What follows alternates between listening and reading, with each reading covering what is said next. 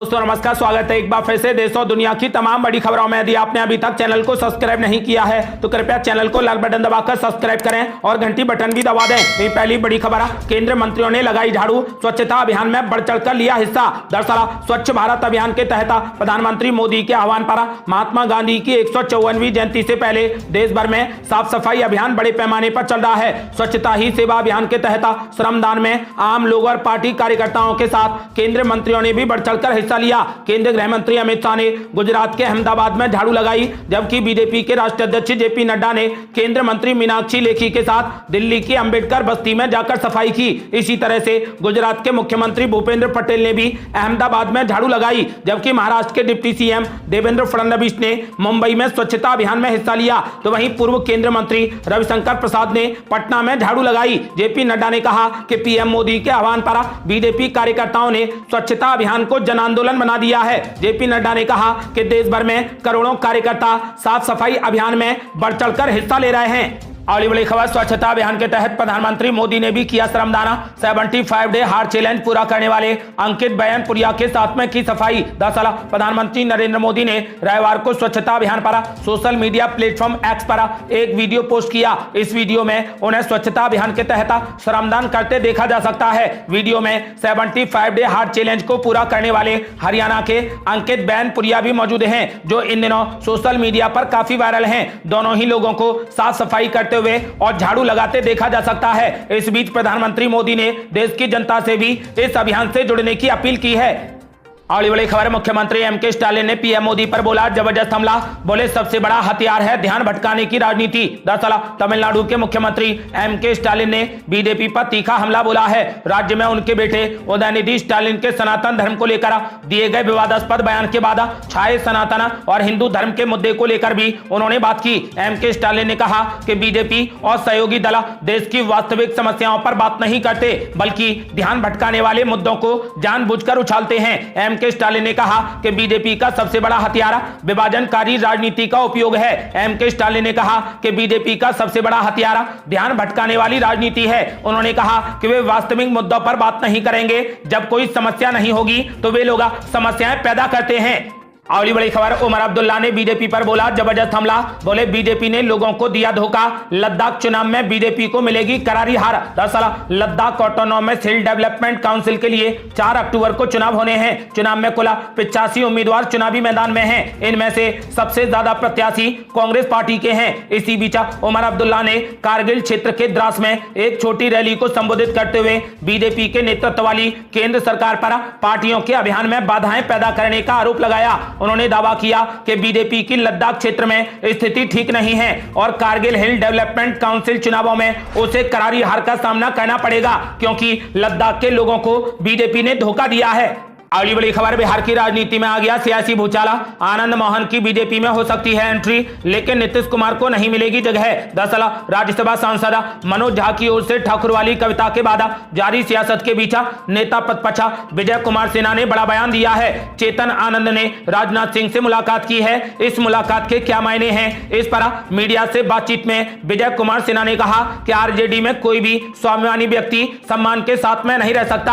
RJD के अंदर बंधुआ मजदूर और वंशवाद की गुलामी में जीना पड़ता है। इस सवाल पर कि आनंद मोहन का बीजेपी में स्वागत हो सकता है, इस पर विजय कुमार सिन्हा ने साफ कर दिया है कि जो भारत के प्रधानमंत्री के मंत्र को ग्रहण करेगा और सबका साथ सबका विकास के भाव को स्वीकार करेगा, उनको भारतीय जनता पार्टी स्वीकार करेगी। बता दें कि आरजेडी के विधायक चेतन आनंद जब से राजनाथ सिंह से मिले हैं तब से ये कायस लग रहे हैं कि वो जल्द ही बीजेपी में शामिल हो जाएंगे। वहीं विजय कुमार सिन्हा से जब ये सवाल किया गया कि क्या नीतीश कुमार का भी स्वागत किया जाएगा, तब इस पर उन्होंने कहा कि नीतीश कुमार को बिहार की जनता अब बोझ समझ रही है। इस बोझ से अब जनता मुक्त होना चाहती है और ऐसे में थके हारे लोगों को स्वीकार नहीं किया जाएगा।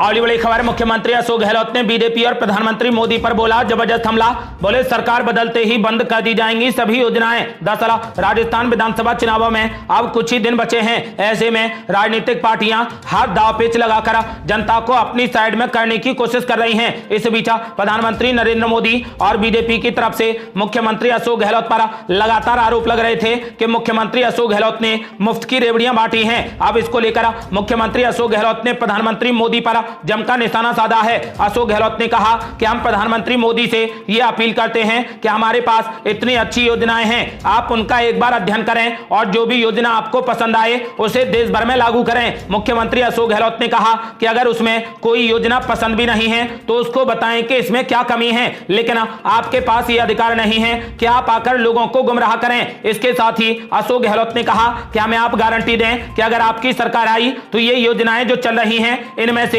एक भी योजना बंद नहीं की जाएगी। अशोक गहलोत ने कहा कि हमने ये अनुभव किया है कि सरकार बदलते ही हमारी योजनाएं बंद कर दी जाती हैं, इसीलिए पीएम मोदी गारंटी दें कि अगर आपकी सरकार आई तो जो योजनाएं चल रही हैं उनमें से एक भी योजना को बंद नहीं किया जाएगा।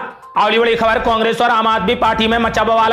14 दिन के लिए जेल भेजे गए कांग्रेस विधायक प्रताप सिंह बाजवा बोले आम आदमी पार्टी को चखना पड़ेगा हार का स्वाद। दरअसल कांग्रेस विधायक सुखपाल सिंह खेरा को फाजिल्का जिले की एक अदालत ने 14 दिन की न्यायिक हिरासत में जेल भेज दिया। 2015 के मादक पदार्थ मामले में बीते गुरुवार को खेरा की गिरफ्तारी की गई थी, जिसके बाद उन्हें जलालाबाद की अदालत में पेश किया गया, जहां से उन्हें 2 दिन की रिमांड पर भेजा गया था। रिमांड खत्म होने के बाद उन्हें एक बार फिर से कोर्ट में किया गया। वहीं अब कोर्ट की तरफ से खेरा को न्यायिक हिरासत में भेजे जाने को लेकर पंजाब कांग्रेस के वरिष्ठ नेता प्रताप सिंह बाजवा की प्रतिक्रिया आई है। कांग्रेस नेता प्रताप सिंह बाजवा ने कहा कि कांग्रेस विधायक को जलालाबाद कोर्ट ने जेल भेज दिया है। हमें भारतीय न्यायिक प्रणाली पर पूरा भरोसा है और मुझे उम्मीद है कि जल्द ही न्याय मिलेगा। उन्होंने कहा कि अहंकारी आम आदमी पार्टी की पंजाब सरकार को एक बार फिर हार का स्वाद चखना पड़ेगा। पंजाब का पूरा कांग्रेस परिवार चट्टान की तरह सुखपाल सिंह खेरा और उनके परिवार के साथ खड़ा रहेगा। अगली बड़ी खबर, वीर सावरकर पर विवादित टिप्पणी को लेकर राहुल गांधी की बड़ी मुश्किलें, कोर्ट ने जारी कर दिया नोटिस। दरअसल उत्तर प्रदेश की राजधानी लखनऊ में सांसद राहुल गांधी के खिलाफ दर्ज मुकदमे का नोटिस उनकी परेशानी बढ़ा सकता है। इस मामले में जुड़ी एक याचिका को स्वीकार करते हुए जिला एवं सत्र न्यायाधीश ने सांसद राहुल गांधी को नोटिस भेज दिया है। आपको बता दें कि यूपी में यह मामला दर्ज किया गया था। राहुल गांधी ने वीर सावरकर को लेकर एक विवादित बयान दिया था, जिसके बाद यूपी में बीजेपी की तरफ से यह मामला दर्ज कराया गया था और अब कोर्ट ने इसको लेकर नोटिस जारी कर दिया है। इस नोटिस जारी होने के बाद राहुल गांधी की मुश्किलें एक बार फिर से बढ़ने वाली हैं। अगली बड़ी खबर, भाजपा की परिवर्तन यात्रा के खिलाफ कांग्रेस पार्टी ने खोला मोर्चा। 2 अक्टूबर को छत्तीसगढ़ में किया भरोसा यात्रा का ऐलान। दरअसल छत्तीसगढ़ में विधानसभा चुनावों को लेकर सियासी पारा हाई है। सत्तासीन कांग्रेस और विपक्ष भाजपा दोनों पार्टियां लगातार रैली और यात्राओं का आयोजन कर रही हैं। सूबे में भाजपा परिवर्तन यात्रा निकाल रही है। शनिवार को बिलासपुर में 2 परिवर्तन यात्राओं का समापन किया गया। बीजेपी की परिवर्तन यात्रा की काट के रूप में कांग्रेस पार्टी ने अपना प्लान तैयार किया है। पार्टी सूबे में गांधी जयंती यानी 2 अक्टूबर को सभी 90 विधानसभा सीटों पर भरोसा यात्रा निकालने जा रही है। यात्रा का उद्देश्य लोगों को राज्य में सत्तासीन कांग्रेस सरकार द्वारा चलाई जा रही योजनाओं के लाभ की जानकारी देना है। आपको बता दें कि 4 पहिया वाहनों और मोटरसाइकिलों पर निकाली जाने वाली यह यात्रा प्रत्येक निर्वाचन क्षेत्र में 25 से 30 किलोमीटर की दूरी तय करेगी, जिसके दौरान नुक्कड़ सभा और सार्वजनिक बैठकें आयोजित की जाएंगी। यात्रा के दौरान अधिक से अधिक गांवों और पंचायतों को कवर करने का प्रयास किया जाएगा।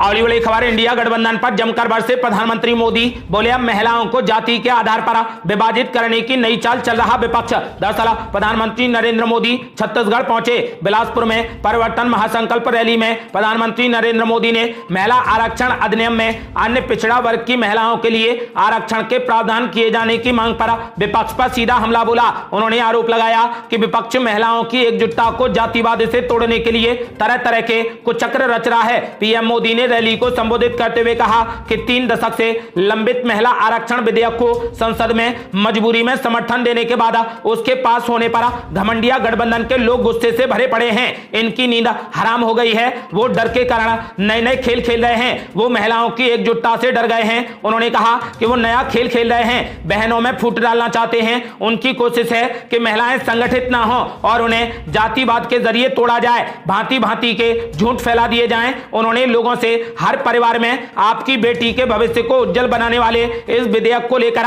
विपक्ष के झूठ फैलाने की कोशिशों से सतर्क रहने की अपील करते हुए कहा कि आपकी सतर्कता से उनकी एकजुटता को तोड़ने की कोशिशें कामयाब नहीं होंगी।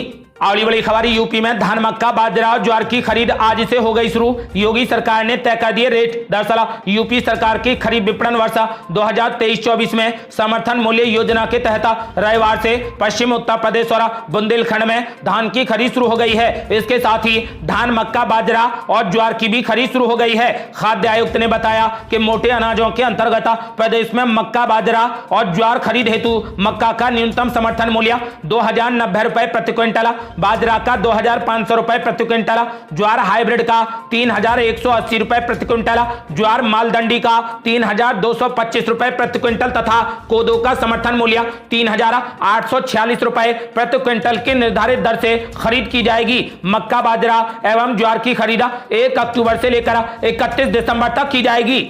अगली बड़ी खबर, राजस्थान में आज भी पेट्रोल पंपों की हड़ताल, जनता को हो रही बड़ी परेशानी। दरअसल राजस्थान में आज पेट्रोल डीजल पर वैट कम करने की मांग को लेकर सभी पेट्रोल पंप बंद हैं। राजस्थान पेट्रोलियम डीलर्स एसोसिएशन के अध्यक्ष राजेंद्र सिंह भाटी ने बताया कि पेट्रोल और डीजल पर बढ़ते हुए वैट पर सरकार ने 10 दिन में समाधान करने के लिए कहा था। 13 दिन बाद भी समाधान नहीं निकला है। इससे परेशान होकर 1 अक्टूबर से ही सभी पेट्रोल पंप मालिक हड़ताल पर हैं। इसके बाद भी यदि कोई भी कार्रवाई नहीं हुई तो 2 अक्टूबर से ये अनिश्चितकालीन हड़ताल पर चले जाएंगे, यानी फिर पेट्रोल पंप अनिश्चित काल के लिए बंद हो जाएंगे। ये थी अब तक की बेहद बड़ी खबरें। रोजाना की ताजा खबरों को जानने और हमसे जुड़ने के लिए चैनल को लाल बटन दबाकर सब्सक्राइब करें और घंटी बटन भी दबा दें। जल्दी मिलते हैं बड़ी अपडेट के साथ, तब तक के लिए जय हिंद, जय भारत।